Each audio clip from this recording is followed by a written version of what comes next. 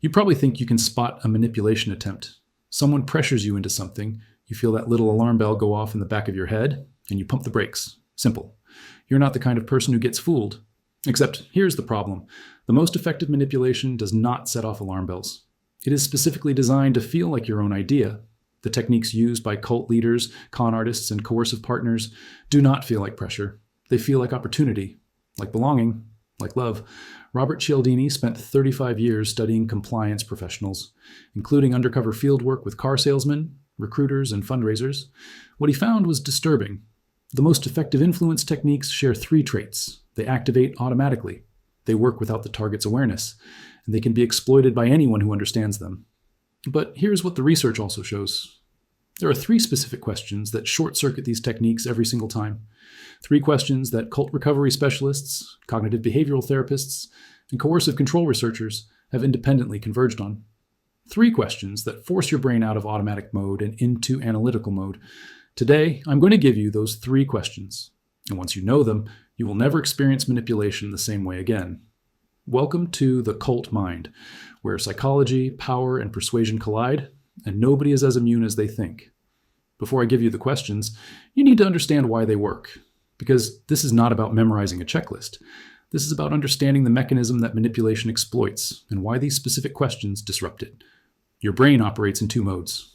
Psychologists call them System 1 and System 2. System 1 is fast, automatic, emotional. It is the part of your brain that recognizes faces, feels fear, and makes snap judgments. System 2 is slow, deliberate, analytical. It is the part that does math, weighs evidence, and considers consequences. Here's the critical insight. Every manipulation technique in existence targets System 1, every single one, because System 1 does not ask questions. It reacts, it feels. It decides before you have consciously considered anything.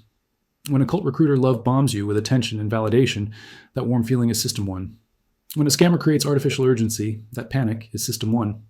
When an abusive partner isolates you from friends, that sense that maybe they are right and everyone else is wrong, that is System 1 rationalizing what System 2 would reject.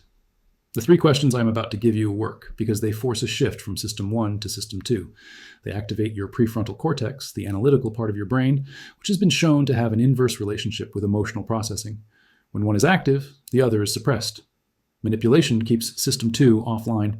These questions bring it back online. Question 1, who benefits?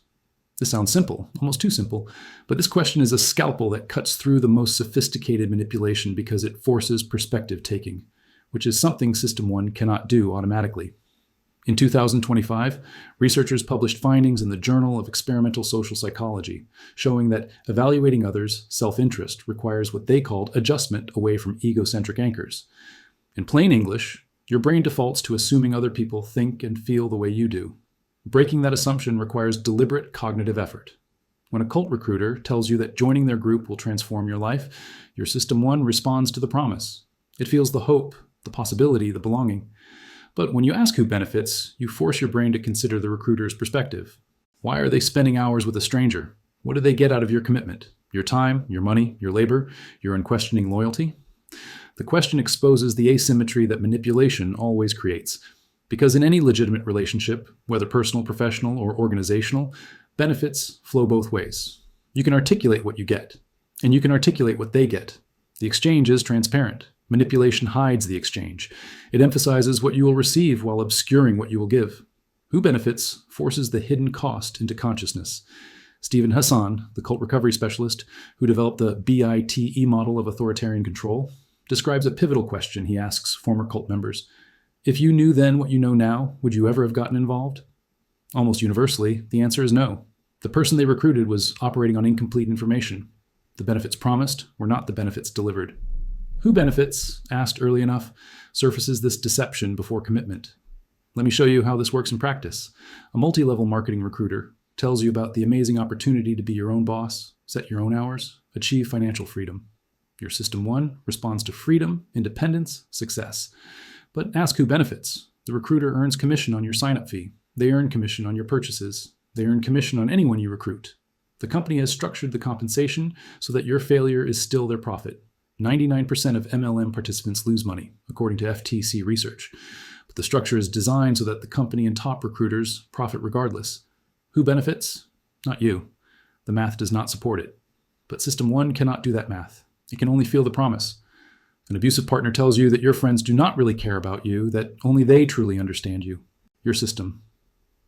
1 might feel validated, special, chosen, but ask who benefits. Who benefits from you having fewer relationships? Who benefits from you being more dependent? Who benefits from you having no one to reality check their behavior against? The answer is obvious once you ask the question, but manipulation is designed to prevent you from asking. And here is where it gets disturbing. This question does not just apply to obvious manipulation. It applies to systems you interact with every day. A social media algorithm shows you content that makes you angry. Who benefits from your anger? You spend more time on the platform, you engage more, you generate more data, you see more ads. The algorithm has no interest in your well-being. It has an interest in your attention. An outrage captures attention more effectively than contentment. A news organization frames every story as a crisis. Who benefits from your fear? Fearful people watch more news. They stay tuned through the commercial breaks. They come back tomorrow to see if the crisis has gotten worse. The business model profits from your anxiety. Once you start asking who benefits, you see the question everywhere. And you realize that many of the feelings you thought were your own, the fears, the desires, the urgencies, were manufactured by someone who profits from them. Question 2. Can I say no? This question tests something fundamental, your behavioral freedom, and the answer reveals manipulation more reliably than any other single indicator. In 1966, psychologist Jack Bream identified a phenomenon called psychological reactance. When people perceive threats to their freedom, they experience a motivational state that drives them to restore that freedom. In practical terms, when someone tells you that you cannot do something, you want to do it more. Manipulation exploits this by creating the illusion of freedom while systematically removing it. You feel like you are choosing, but your choices have been constrained in ways you do not perceive. Can I say no tests, whether that freedom is real or illusory? In a healthy relationship, the answer is yes, with no consequences. You can decline an invitation, you can disagree with an opinion, you can choose differently than your partner, your boss, or your group, and nothing bad happens. In a manipulative dynamic, no has consequences. Sometimes obvious, like punishment, exclusion, or retaliation. Sometimes subtle, like guilt, disappointment, or the withdrawal of affection. But can I say no surfaces both? John Jalalich, a cult researcher at California State University, describes a phenomenon she calls bounded choice. Within a controlled environment, members appear to make free choices. But the range of acceptable choices has been so narrowed that the outcome is predetermined. You can choose your assignment as long as you choose from the 3 options leadership has approved. You can share your opinion as long as it aligns with group doctrine. You can leave, but everyone you love will cut contact with you forever. The choices are real, but they are not free. Can I say no reveals bounded choice because it tests the boundaries rather than the interior.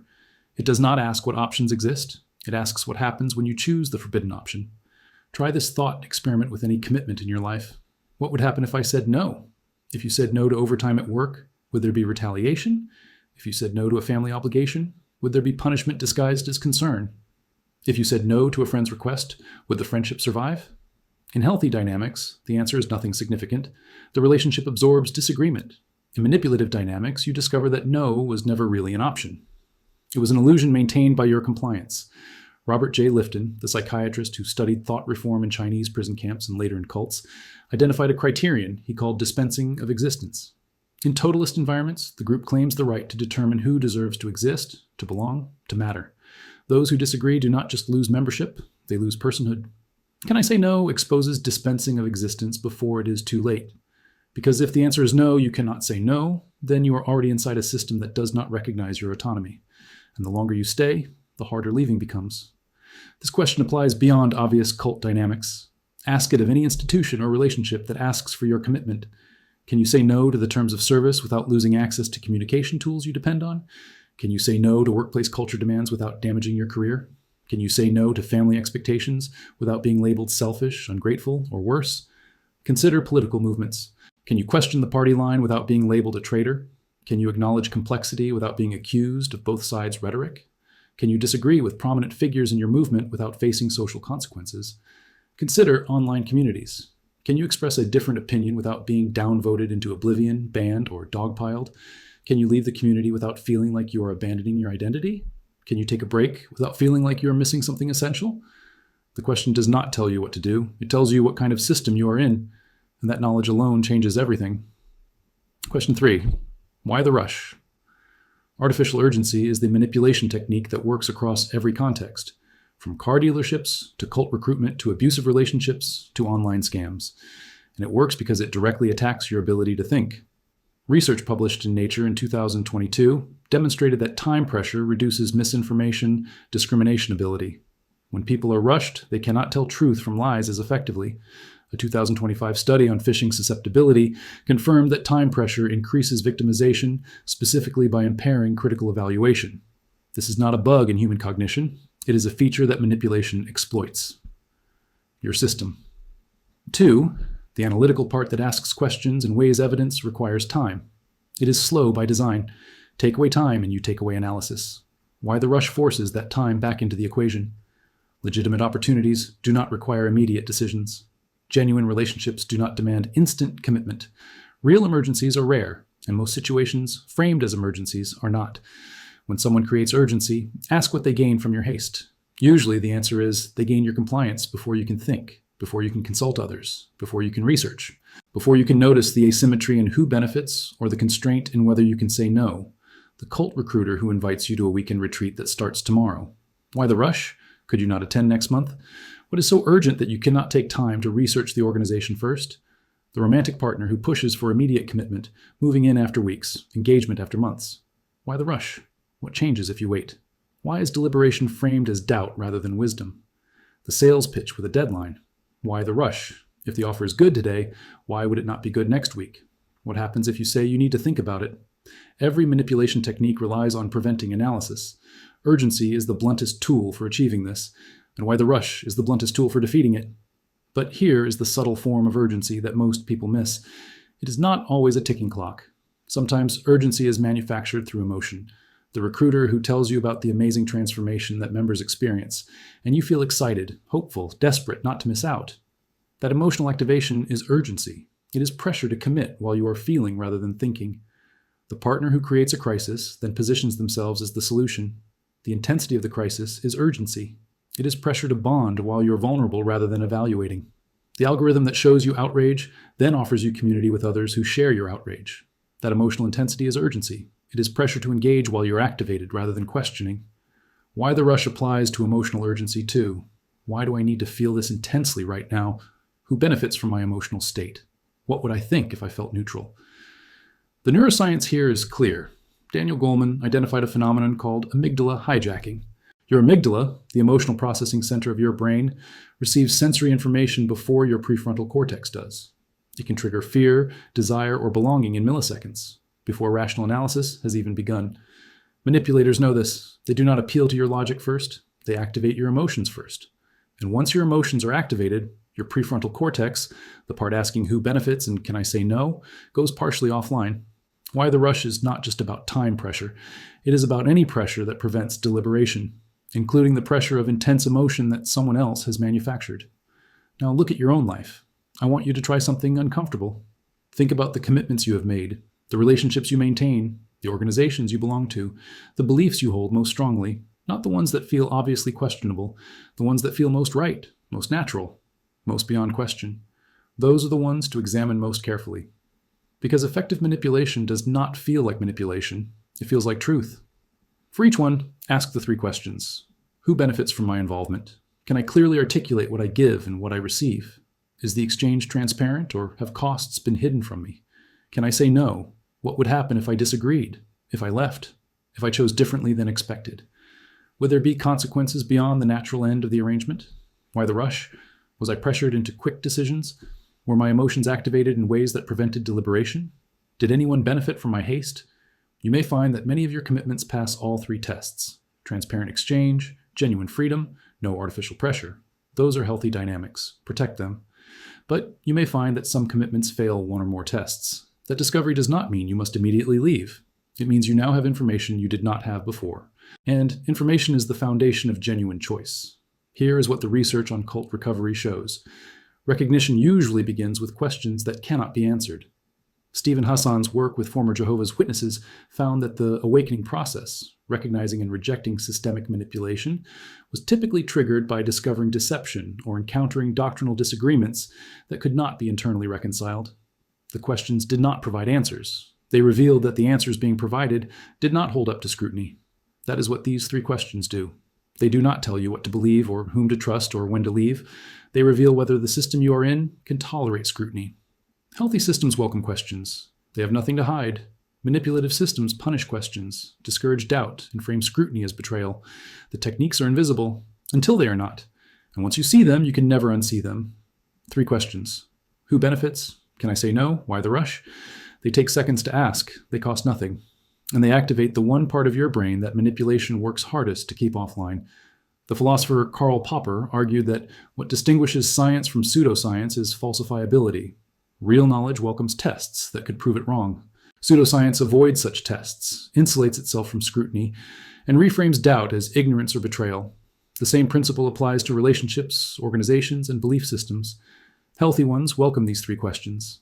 They have nothing to fear from your scrutiny. Manipulative ones punish the questions, discourage doubt, and make you feel guilty for even asking. The cult does not announce itself. It just makes you feel like you belong. But now you have the tools to test whether that belonging is genuine or manufactured, whether the warmth is connection or capture, whether the opportunity is real or a trap designed to feel like freedom. If this opened your eyes to something you had not considered, subscribe. Every week we expose another mechanism hiding in plain sight. And remember, you're not immune. Nobody is. But you can be resistant. And resistance begins with the right questions.